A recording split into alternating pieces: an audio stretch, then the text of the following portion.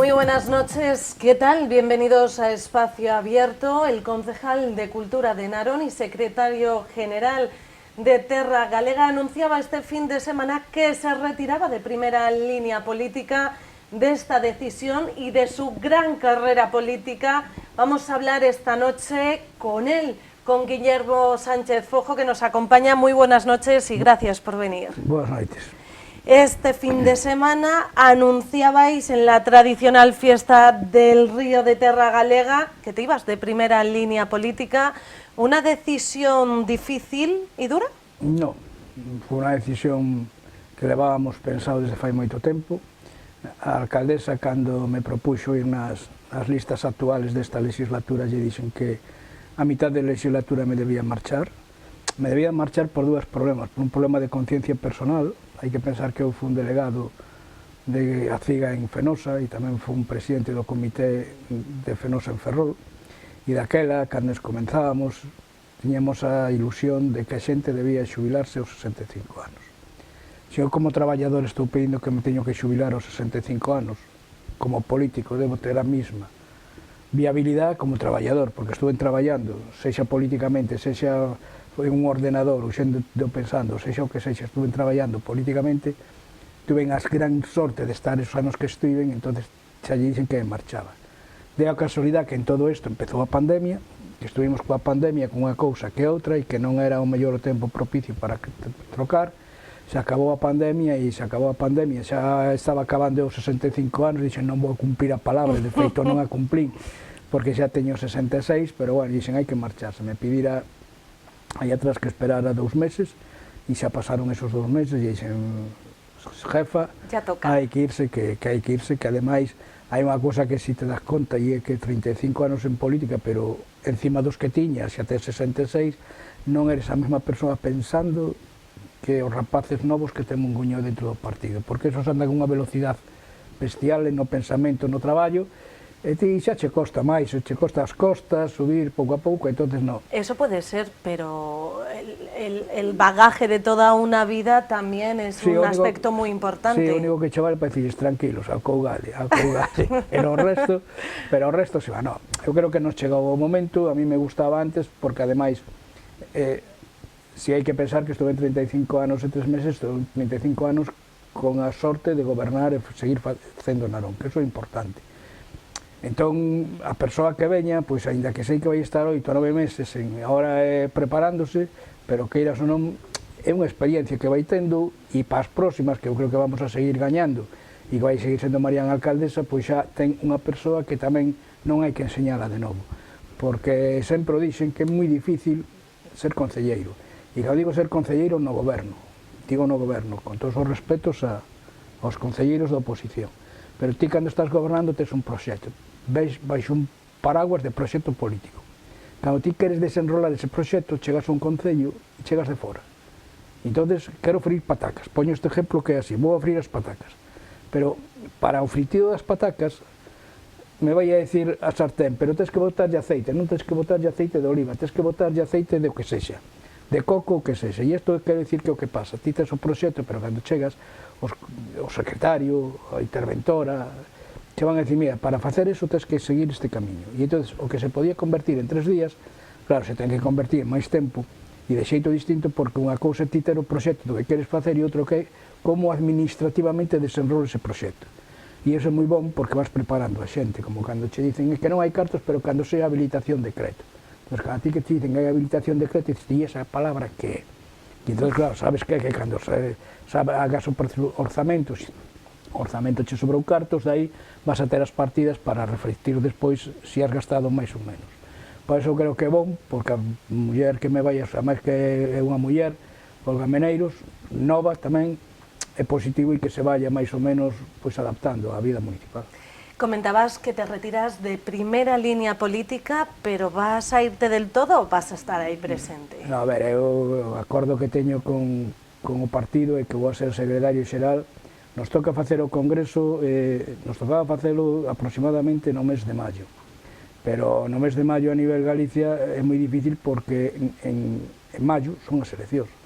Entón, bueno, agora para o día, o sábado 17, me parece que é, o 18, teño unha executiva esta semana, o sábado Sí, esta este semana, sábado. sí, este sábado teño unha reunión de executiva onde dictaminaremos para parar o Congreso, pero que o Congreso sexa inclusive despois de xullo ou agosto, a ver se podemos facelo en xullo, o que si vou estar hasta xullo como mínimo como secretario xeral. Eso le quería preguntar, porque claro, elegir, anunciar esto en este momento, estando a unos meses de las elecciones municipales... No, o compromiso é seguir como secretario xeral hasta pasadas as eleccións municipais e despois queda un congreso e despois tamén eu creo que vai haber candidatos para sustituir, mas é que... Pero por lo menos entonces lo que queda claro es que en el pleno de final de mes de septiembre dejas de ser concejal. Exactamente. Bueno, me decías que si lo aprueban, tienen que decir que sí. Sí, é unha cousa moi curiosa, ¿no? Porque nos demais cando foi o tema de Gato, cando foi o tema de Aneiros, ou cando foi o tema de Blanco, pois é curioso porque o primer punto do orden do día, aprobación de ata, entón o segundo punto do orden do día é a aprobación de a dimisión de concejal, tal. Entón, se xa ten que votar votos a favor, se xa votan votos en contra, te están facendo a Pascua porque tens que quedar, non? Entón, bueno... Entonces ya veremos a ver lo que sucede. No, o grupo sabe que ao avó hai que votar o que digo avó, así que non hai problema por eso. Me comentabas que llevas 35 años en esta carrera política, 9 legislaturas, con todos los alcaldes desde la democracia en Narón. ¿Cómo describirías toda esta etapa, desde sus inicios hasta ahora? Con todos os alcaldes si estiven, pero con Aneiros non me tocou ser concelleiro. Me tocou, con Aneiros, ser o secretario xeral do partido xa daquela do PSG Esquerda Galega. Se traballara de arreo para que Aneiros fora parlamentario, fui parlamentario galego, estaba... Randulfe, Camilo Nogueira e el, foron un gran éxito que tuéramos como PSG Esquerda Galega. Si traballei tamén na Asociación de Veciños de Santa Icía, cando era alcalde e eu estaba de presidente da Asociación de Veciños de Santa Icía, tamén traballei con el, pero decir, traballar directamente como concelleiro, comencei con Juan Gato, seguín con Blanco e ora con Marián Ferreiro. E aprendín dos catro, aprendín moitísimo dos catro, pero da que máis me quedo sorprendido, e o digo, é de Marián. Por qué? É distinta. Es mujer. É mujer, sí. Mira, hai unha cousa que nesto que decides de igualdade, mira que, bueno, a coñecín de moi nova, Marián tiña moi poucos anos cando entrou de todas as mocedades de Unidade por Narón, e fui a secretaria xeral, despois fui a secretaria de Xuventudes de Terra Galega. Xa daquela se lle vía algo, notábamos que tiña algo especial en política. E despois estuvo traballando como secretaria de Gato e como secretaria de Blanco. Tengo concello aquí, pero ten outra cousa de que os homes eu creo que somos distintos a hora de gobernar, ou somos como somos, pero as mulleres tedes algo especial, escoitades, reflexionades, non sodes impulsivas, non sei, levou o concello a unhos termos ahora mismo que eu digo, estou maravillado. Volviendo al tema de ese encuentro que hubo este fin de semana, Marián Ferreiro, la alcaldesa, también decía que te dabas gracias porque antes de que ella misma creyera en ella, tú creíste antes. Eu creí tan pronto a vin o primer día, tan pronto das mocedades xa che digo, sempre dicen a vin, e dixen, esta é a alcaldesa de Narón. Sí, e así foi, e dixen a Blanco, esta alcaldesa, ten que sustituir a ti e xa non hai máis que falar. E así. De todos los alcaldes con los que has trabajado, ¿cuál es el que te lo ha puesto más difícil y el con el que ha sido más fácil? Ninguno. ¿O por los tiempos por los que se ha vivido, tal vez por la pandemia? Ninguno. Cuando o máis traballo que se fixo, na pandemia casi non me enterei, debía ser pola edad, aí pouco. Pero sí que con Juan... No, é que non me puxo difícil ninguén, ao contrario. Non podo decir eso, me deixaron traballar moi a gusto todos. Ya no solo por el alcalde, sino ¿qué gobierno fue el más difícil por los acontecimientos que se pudieron suceder o por las cosas que quisisteis hacer y no se pudieron hacer? O goberno máis difícil foi un pacto casi antinatura que tivemos, que foi cando o Gato, despois da maioría absoluta, e cando se forma a Terra Galega para que Gato vaya ao Parlamento, que desgraciadamente non foi, aí hubo un pacto antinatura que era nos co Partido Popular, o Bloque Nacionalista Galego e o PSOE non lo habían posto moi difícil con Gato, non querían a Gato e estaban buscando xeito. E nós si sempre buscamos, en eso Terra Galego ten aquí que é estabilidade. Se dices un goberno estable vas a poder facer unha cousa, vas a poder facer outra. Podo decir que nos 35 anos e anteriores, bueno, menos un ano, desde que foi na segunda legislatura, o Concello de Narón aprobou todos os seus orzamentos ano a ano. Eu creo que hai moi poucos concellos, se non tes maioría absoluta, que o poidas facer. E iso é gracias a buscar estabilidade. E aí foi moi difícil porque tivemos que facer un pacto co Partido Popular. E era un pacto grande de moitas, éramos 9 por un lado, e eran, me parece que 6 ou 7, 9, 6, 15, sí, por aí era. Sí, eran 15, éramos 15 gobernando. Entonces, bueno, aí non había a mesma filosofía política, así como os demais te sentas nunha mesa e falas, aí eu creo que foi o tramo máis difícil que tivemos nos de goberno. Pero despois teño que darlle as gracias a todos os compañeiros que estuveron con nós, sexan no Bloque, sexa Esquerda Unida, sexa o PSOE, inclusive daquela tamén o PP, o malo que, bueno, nos deron o pacto e era difícil, pero sí teño que reconocer a todos os compañeiros que estuveron aí, que traballaron con nós e por exemplo, eu me lembro que o tripartito dos primeiros anos de Marián como alcaldesa, eso foi unha delicia traballar con Bloque, PSOE e nós. Y ahora el bipartito Terra Galega y el Partido Socialista, ¿qué tal? Moi ben, moi ben. O Partido Socialista ten, igual que nós, dous rapaces novos, como son Santi e como é David, que nunca estuveron en política, e iso se nota, pero está Catalina, bueno, e con todos os problemas que podes ter, pero é normal, é dicir, o que te vai enriquecer a política é que sexamos varios, pero que levemos a bon porto. E sempre levamos ben. A diferencia de otros años, en esta legislatura no contasteis no se integró el BNG, que sí lo había hecho en otras ocasiones, ¿os sorprendió? No, porque máis ou menos sabíamos por onde iban os tiros. Ti sabes que antes, cando vas vendo a xente que está formando as candidaturas ou que está estimando cada partido, porque é lícito que queiras pactar ou non queiras pactar. Bueno, e eu sabía de sobras que nos lo puxeron, a ver, non nos chegaba, nos temos 10 concelleiros, con 2 que tiña o Bloque nos chegaba para gobernar, e se repetía un goberno que xa tivemos algunha vez, Terra Galega Bloque. Pero nos dixemos que, e isto habíamos falado antes das eleccións, había falado con as dúas forzas políticas, de que me gustaría seguir co tripartito. E ainda se houbera maioría absoluta non nos importaba seguir co tripartito. Pero como era moi difícil, sendo as primeiras de Marián, que se presentaba, pero que estábamos cerca da maioría absoluta, nos gustaría seguir co tripartito.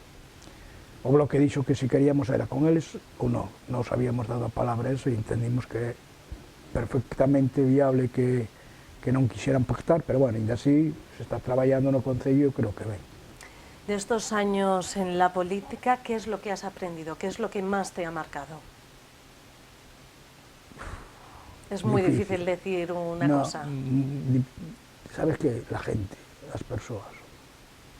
Si ti, outro día me pasaban a comida, cando ti te entregas e as persoas che piden, e ti as escoitas, ainda que non lles cumplas o que eles queren, pero falas con eles, lles faz ver que non, ou lles apoias cando poidas, eso foi o que máis me marcou. Que a xente, eu que sento que dicía que cando te vais a política non vas a ter amigos. E sí teño amigos, sí.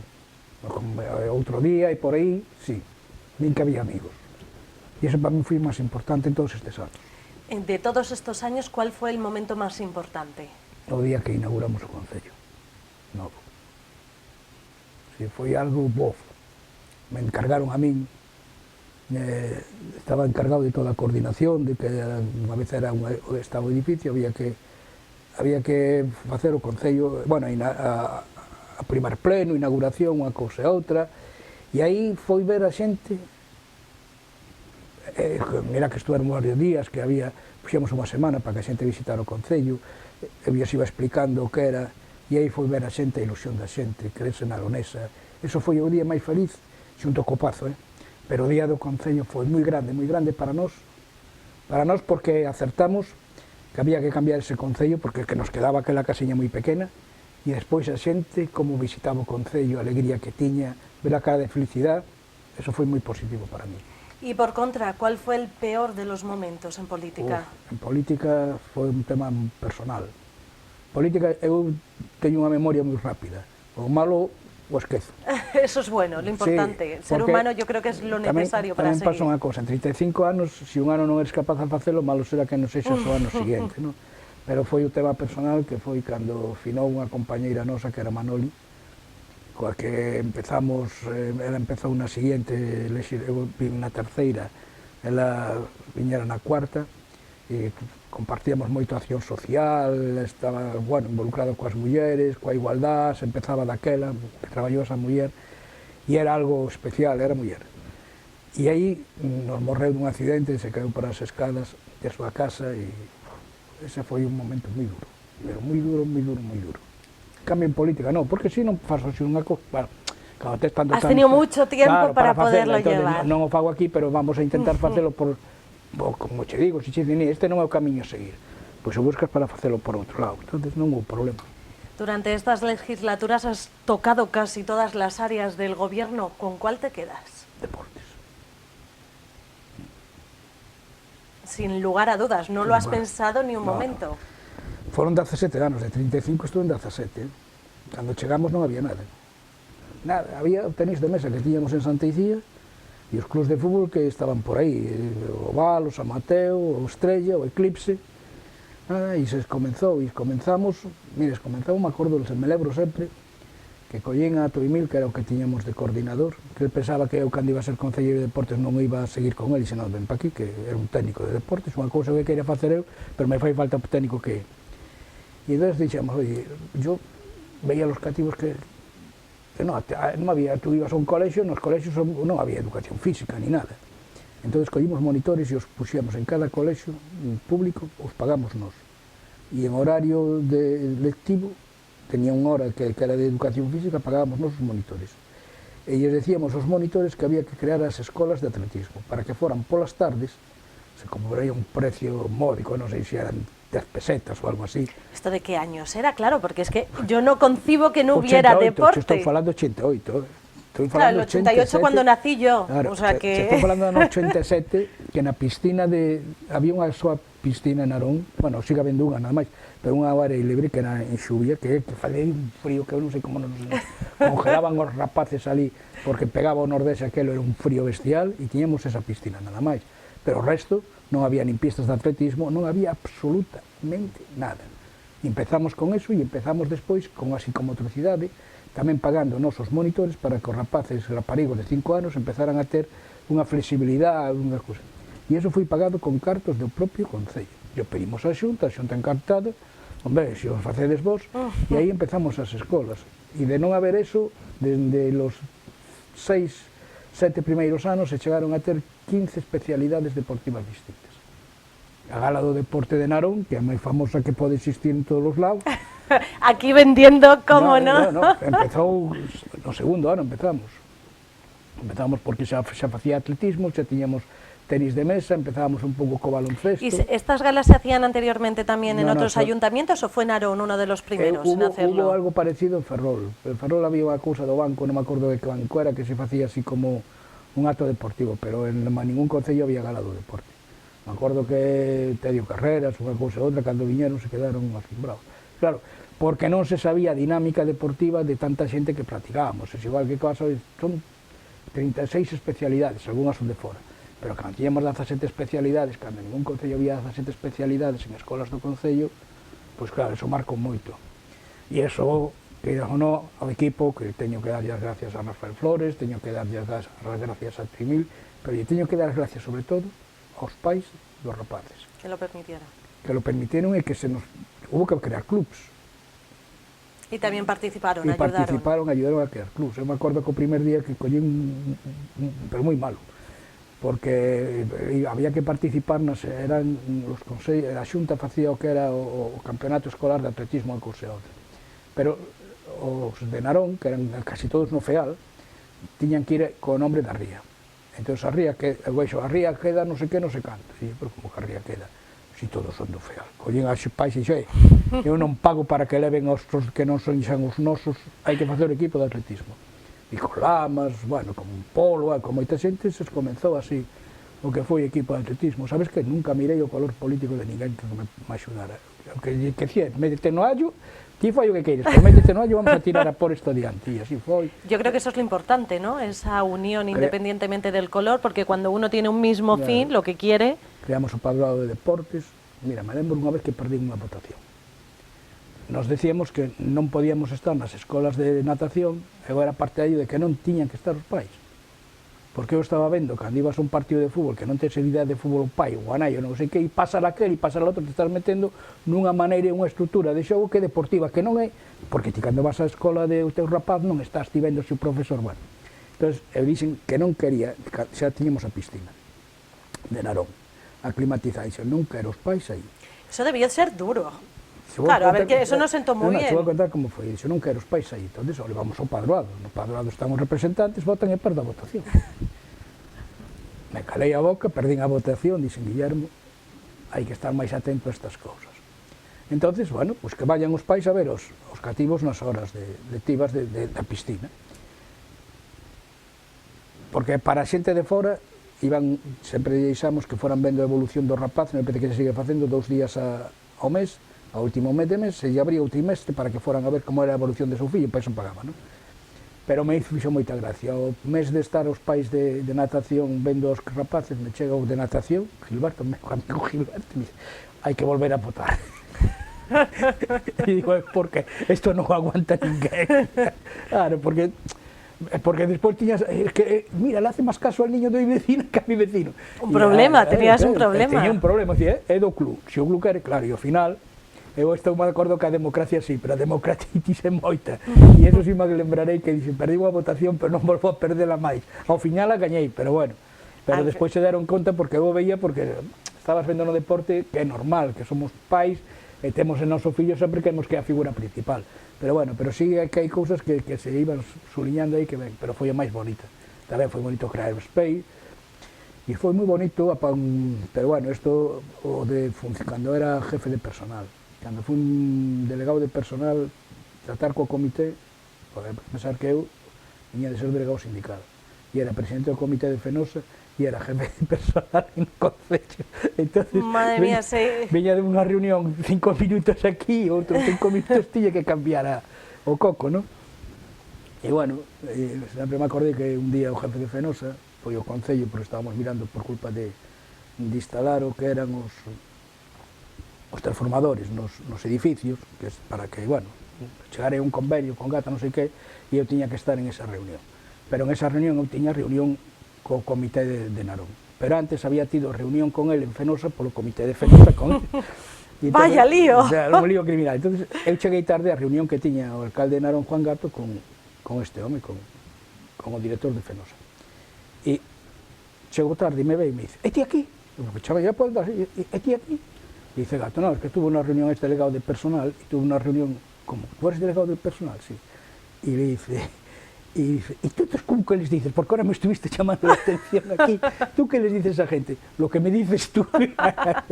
Claro, tú le dices, eso sí, yo te aprendo de ti, se lo dices. Eso lo dice. No, pero sí hubo momentos ahí, pero eso sí fue bonito. Hubo épocas en que trabajas con todas las redes del mundo, también ellos. Se llegaron a cosas moi importantes que non hai outro ayuntamiento que si non tiene os funcionarios de Narón, tamén se merecen, Tamén teño que decir, en 35 anos, eu creo que temos un funcionariado en Narón que hai que estar orgulloso dele. Mira, que ahora que te vas, dices, no, pero sí, hai que decir que sempre tuvemos pouco persoal, non fomos un concello cargado de persoal, sempre miramos ter unha estrutura de que o salario estuvera aí entre o 8-9% do seu orzamento da xente, e iso tamén hai que decirlo que foi gracias ao traballo que vemos realizando co personal do Concello e con seus comités. Te presentaba al inicio que eras concejal actualmente de Cultura. Con respecto a la cultura también, Narón ha sido característica. En un primer momento siempre se habla de esa actividad cultural que iguala Ferrol-Narón, que hoy en día se dice que Narón gana por goleada a Ferrol en cuanto a la actividad cultural. ¿Es importante tener esta actividad cultural en un municipio? Sí, mira. Perdón, bueno, eu creo que a Narón lle gana a Ferrol en moitas causas por goleada, pero moitas. Volvemos. No, sinto por os ferrolanos, pero por moitas. E Dios me libre que dixéramos todas as verdades que podemos decir. ¿Cuáles? ¿Qué puntos son los que ganan?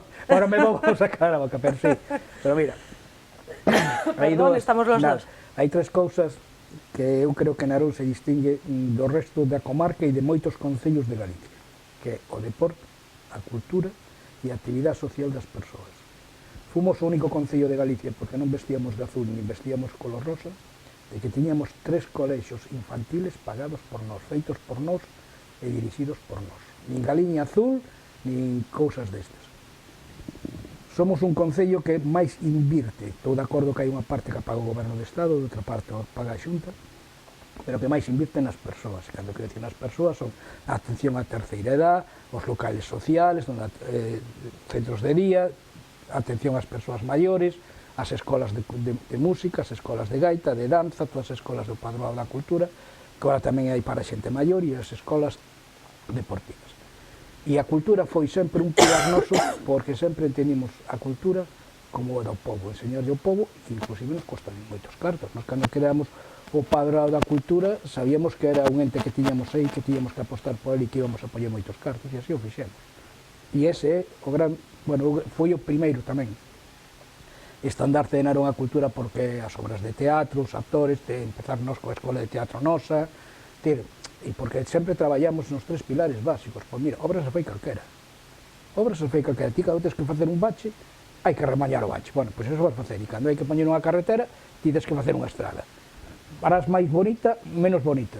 Pero o problema é que o crecemento cultural, o crecemento social que ten Narón non o ten ningún concello da comarca. E eu eso sí estou orgulloso de todos os concelleiros e concelleiras que estivemos traballando da oposición e do goberno, e estivemos traballando pois, no Padroado da Cultura, no Padroado de Deportes, nas asociacións veciñales, no movimento veciñal, que está no asociativo, que está xunto co concello. Eu creo que eso é a gran dinámica que leva Narón e que cambia Narón con respecto aos demais. Con respecto a 35 años empezando desde Narón, ¿cuál ha sido la evolución desde el punto de vista de infraestructuras del municipio? ¿Cómo ha evolucionado? Pois mira, de infraestructuras non tiñamos nada. Xa falo do ano 87. No ano 87 non había nada. Tiñamos a chocolate, unha nave que era a nave da chocolate, onde está hoxe o auditorio.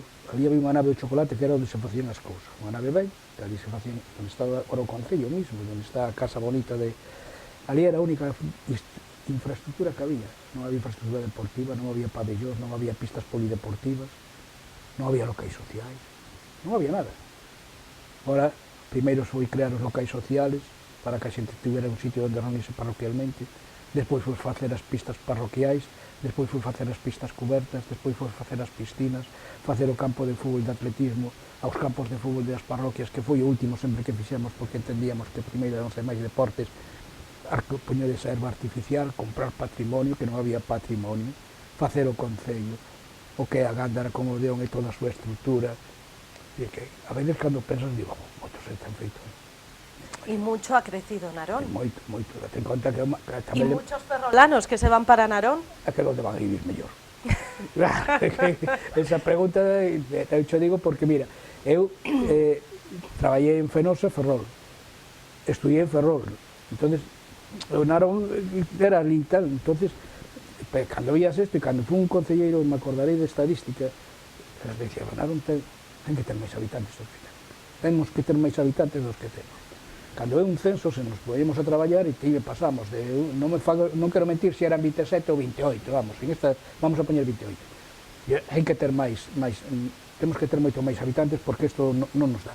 Efectivamente, nos poñemos a traballar tal, unha rapaza que lle dou as gracias, que non vou a nomeala, pero sabela que ainda está traballando en estadística, e pasamos a 34, había 7.000 desperdigados por aí. Entón, te das conta de que si había foi un crecemento importante, estamos dentro dos 39.000, chegamos a 40.000, baixamos, pero eu creo que co novo goberno de María vamos a chegar a 42, 43, e a xente que se vai seguindo ben vindo a Narón, a xente de aquí se vai seguindo vindo. A ver si lo escuchan los políticos de aquí, esto no creo que les guste mucho.